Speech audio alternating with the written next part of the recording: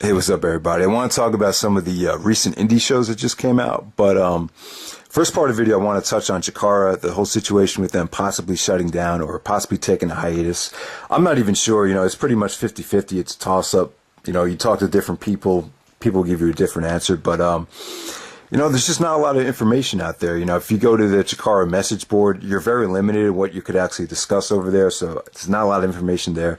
The ROH message board has some pretty basic information, some good stuff, but just not a lot of reason as to why they're shutting down. You heard some rumors of Quack going through a divorce. The wife, the Chikara name is actually owned by the wife, I believe, if that's correct, and she has a lot of money, and she has, a right about where they could go with the company. And then at the internet pay-per-view, I didn't see it, but, featured a huge angle. I think some people call it Chikarmageddon, with Archibald Peck coming in, and then, they just shut the show down. It ended in a very chaotic fashion. I didn't see it, so I can't give you any great information about it, but it sounds pretty cool, actually. Like, the storyline's actually captivating some people, so if they do come back, they definitely left the door open for some things to happen. And then on top of that, I think it's called Wrestling is Fun. A lot of the talent is going to be just going to go over to that promotion, which I think Quack has some creative input in that promotion, but I'm not sure what's going on. But as far as the time being, it seems like Chikara is pretty much over. They canceled all the rest of the dates for 2013. So I feel bad for a lot of you Chikara fans, man. They really built up a big fan base. I really got into the product 2009, 2010, 2011. The whole BDK angle. I thought the 12 large summit tournament to crown the first ever Chikara champion was a great underrated pure wrestling tournament. I really loved that stuff. But yeah, man, like on YouTube, you had so many people on here that said, Chikara was their favorite promotion. They were really invested in the storylines. But for me, I really, ever since Kingston won the championship and they started that whole new invasion angle, I just kind of lost interest. And it goes back to oversaturation. I mean, how many shows have we seen where it just looked like the same thing over and over again with, the Colony versus, the Swarm and the 17 and the new invasion thing. I just didn't think it worked. I think it became kind of cheesy, and the wrestling just wasn't delivering. I mean, there just wasn't a lot of great quality wrestling matches from Chikara over the last 15 months, and a lot of it had to do with Eddie Kingston's title reign, which started off good. I thought the match with Quack was great. I thought there definitely should have been a rematch. I think that would have got people to order the internet pay-per-view, but the number of title defenses, the quality wasn't there, the quantity wasn't there. I just feel like if you want the championship to become credible, you need to defend it on a consistent basis against top quality opponents. For example, Bryan Danielson in 2006 is the best example of that. I think Dragon Gate USA and Chikara, these last two title reigns with Gargano and Kingston, proves that it doesn't matter how long you've been the champion. If you're not going to have the title defenses to back it up, then the championship's not going to mean shit. So that's another problem there. But I don't know why Chikara really, I don't know why they're struggling. I don't know if it has to do with the shows or the actual product, or people just not being interested, or, I really think the biggest blow is when Claudio left, because when Claudio left, the BDK angle pretty much collapsed, and that was pretty much it. And I just think people lost interest. I think Claudio was huge for Chikara because he just stood out so much there. But, hopefully for the Chikara diehard fans, they do come back. Personally, for me, I really don't care because I just really haven't cared about the product at all lately. And maybe this does open the door up for some of the great talent. And don't get me wrong, Eddie Kingston, Jigsaw, Hallowicked, Chikara has a lot of great talent. And hopefully Mike Quackenush, who's one of the best wrestlers in the world when he wants to be, and hopefully they'll, come to the Ring of Honor, come to PWG, and I definitely think this will help some of the bigger indies out. So we'll see what happens there. But I haven't seen a lot of Chikara at all recently. The only thing I've seen, and I'll just briefly touch on it, is the WrestleMania weekend show. It's called The Shoulder of Pallas. And wow, I mean, if you see the crowd, I think they drew about 1,000 people. This definitely felt just as big, if not bigger, than a lot of the King of Trios shows. But yeah, I think this might have been the beginning of the end. This was just not a good show. I really had a tough time sitting through this whole thing. The only thing I could recommend is the main event. If you want to get the main event, or get the show because of the main event, it's, the crowd is just awesome because of the, well, I wouldn't say the crowd was awesome. They were kind of, you know, dead throughout the whole show. You know, they were just waiting for something to get excited about. But this show just featured nothing until the main event. But the main event's definitely one of the best Chikara main events I've seen. You know, Mike Quackenush and surprise appearance by Jushin Thunder Liger to take on Jigsaw and the Shard. I thought it was excellent. Like I said, one of the best Chikara main events I've ever seen. You know, they definitely had the crowd rocking. I thought, you know, Liger looked great here. Even the Shard looked impressive. Jigsaw looked great. And Quackenush was his usual classy self here. So, definitely, like, the only thing we're checking out is the main event. Eddie Kingston and Hallowicked. You know, what are you going to say? Eddie Kingston was injured. You know, it just didn't live up to his potential. And the rest of the card, to me, it just really dragged. And it's a shame because you had so many people there that, you know, were just dying for a good show. And then you had the whole thing with Kingston getting into it with the fan. Some of the fans started chanting to him, "You are Cena." And then he tries to, you know, jump the guardrail and everything. It was just a mess. I don't know. This show, I can't recommend it. I only give it about a 6.5. You know, if you want to have... You know, it is cool to have if you're a Chikara fan because it's pretty much the biggest crowd I've ever seen for a Chikara show. And like I said, guys, the main event was awesome though. I can't take that away from the show. So let me touch on CZW. Best of the best 12. I did want to check out the show because of the talent. You get to see a lot of up and coming young talent in the three-way tournament matches. I definitely like the concept here. So let me tell you who looked impressive here. Jonathan Gresham used to be in Chikara for the Assyrian Portal. You know, he's a great athlete. He looked good here. It didn't look great. Caleb Conley looked a lot better than he does in Dragon Gate USA and Evolve.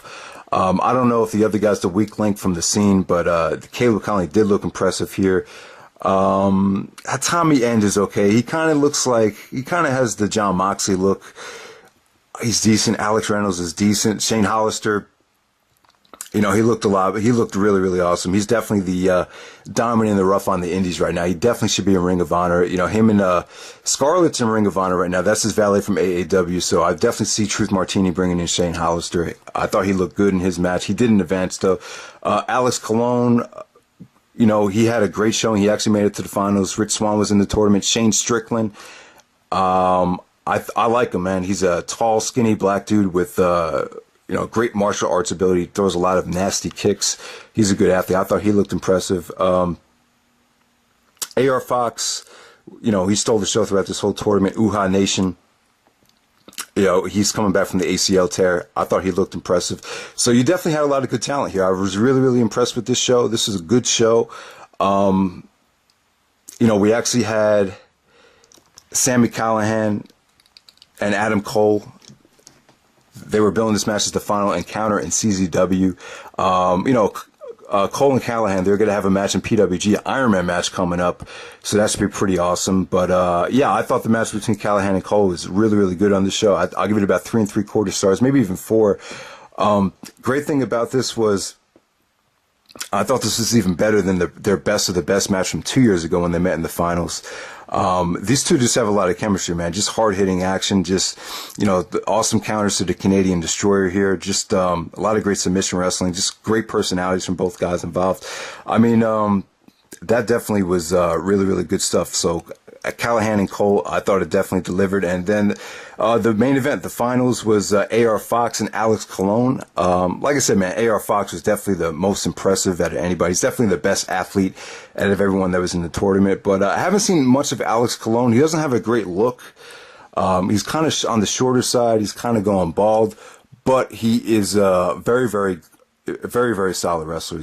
I wouldn't say he's a great technical wrestler, but the dude pulled off some awesome stuff. He does this beautiful counter to a leg scissors. He actually counters the leg scissors into a Michinoku driver. I thought that looked really, really cool. He actually brought his valet out, and AR Fox took out the valet with a torpedo dive. That was awesome. She looked like she hit her neck on the guardrail, so that was pretty sick. But I thought the finals between AR Fox and Cologne was excellent. Definitely a great way to end the show. Some people might bitch about the ending, but, you know, Alex Colon did go over here to win the best of the best 12. I thought this was a solid show, man. I'll give it about a 7.5. I wouldn't say the whole thing was, the non-tournament matches weren't great. They did bring the show down, but, and the semifinal matches were kind of average. But the double main event was pretty much great, and the tournament matches were really, really good. So definitely check it out if you get a chance. All right, so let me touch on the AAW Epic show featuring ACH versus Davey Richards. I was really anticipating this. Now, if you look at the undercard here, It's very, very average. The effort was good. A lot of these guys just don't have the kind of look to really get the fans into a lot of their matches. But this is all about the double main event. Jimmy Jacobs and Shane Hollister. Like I said, look out for Shane Hollister. Jacobs and Hollister was awesome. Definitely a war there. They got a lot of time. They got about 25 minutes. Very, very bloody. A lot of great counters to Jimmy Jacobs' end time. Hollister, just a lot of great super kicks, a lot of great, crisp, stiff action from him. He's definitely a great wrestler. And, you know, they had a whole thing with Scarlett getting involved, his valet. You see her in Ring of Honor. She's definitely hot. But, yeah, she got involved towards the end of the match. But, yeah, man, Jacobs and Hollister definitely stole the show. That's definitely the match. That, from what I've seen out of the two AAW shows from 2013, that's the AAW match of the year so far. Jacobs versus Hollister. Then you have Davey Richards versus ACH. I was expecting a lot out of this. ACH actually won the Heritage title tournament to become the Heritage champion. This is not for the title, though. Davey and ACH, this actually went to a time limit draw, which kind of sucked. But, you know, they want to protect both guys because Davey was getting a title shot against Elgin at the next show. So totally understandable. But the match didn't really hit its level for me. You know, I thought ACH seemed a little bit more inspired than Davey did here. But a lot of drama, though. A lot of great submission wrestling. They kind of overdid it with, you know, ACH trying to go for the ropes while Davey had the ankle lock locked in. Then Davey put him in a sharpshooter.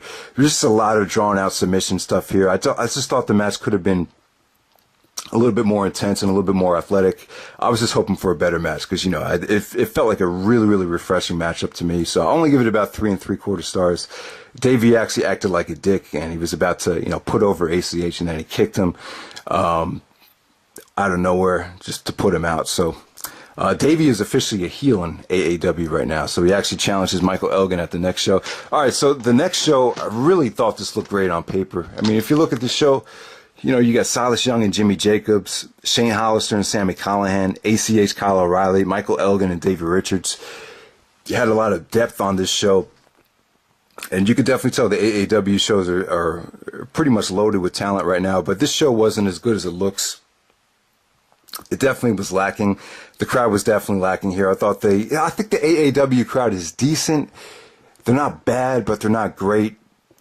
Just they could definitely be a lot better. They were just definitely, you know, it's just tough to feed off of this crowd. I would definitely say that. But you know, Michael Elgin and Davey Richards, definitely the match of the night. I was expecting a little bit more. Watching this match, they're just never going to live up to their ROH Showdown in the Sun match. It's just gonna prevent a lot of their matches from reaching that level. Everyone's going to compare it to that. It's just never going to hit that level. I was just expecting so much more here. And it just kind of left me disappointed. But, you know, Elgin and Davey, they still have that magic. They still have that chemistry. I wouldn't say this is their worst match. I'm just going to say I preferred their ROH match, the first one, and the Bola match a lot better than this. This really wasn't much better than their previous AAW match, which I thought they were just using that match as a way just to build up to this one. But, you know, some of the crowd did like it. Some people chanted match of the year. Other people really didn't get that invested in it. But I'm sure you guys will like it, but it's definitely really not going out of your way to see if you already, you know, seen some of the other Davey and Elgin matches. ACH and Kyle O'Reilly for the Heritage title tournament. You know, what can I say about this? But I thought they really struggled the first half of the match to really get going. It ended up being a pretty good match. Don't get me wrong, but I just think ACH, he's accustomed to being more of tag team matches, so this Heritage title reign, it's a great way for him to get some experience as a single star, so he's learning. And O'Reilly, you know, O'Reilly's great and everything, but, you know, he's not really accustomed to wrestling singles, so they took a little bit while to get going with the controlled segments. It just didn't really get interesting until like the last 5 minutes, but it was still 3.5 stars. Still thought it was excellent, but it just could have been a little bit better in the beginning. Shane Hollister and Sammy Callahan was excellent as well. Features some really unpredictable stuff by Scarlett, trying to, you know, suck up to Sammy in the beginning. They really played possum there and kind of fucked Sammy over. So that was a pretty interesting storyline. The Sammy Callahan, Shane Hollister storyline, it's a pretty big feud. They're building up to a big last man standing match. So, and that's pretty much it. Silas Young and Jimmy Jacobs, they cut some pretty good promos before their match. They had a decent match, but not great. Lamar Titan, Rich Swann, and Luis London. Pretty good athletic spot fest there. Look out for Lamar Titan. He's pretty much their homegrown talent. I thought he looked impressive. But, yeah, the rest of this show is just not great. I'm not a big fan of the Irish Airborne as tag team champions. I thought their match kind of dragged, to be honest with you, and the Shimmer match was really disappointing. If you were expecting a good Shimmer match there, it kind of you'll be really disappointed. But yeah, definitely this show is good, but definitely doesn't. It's not as good as it looks on paper. So that's pretty much it, guys. You know, I'm not that great about talking about the indies as I used to be. As you can tell, I'm probably not as passionate about the indies as I once was back in 2010. But, you know, if you guys want to leave any messages about what's going on with Chikara, I definitely appreciate it. Hope you guys enjoyed the review, and take it easy.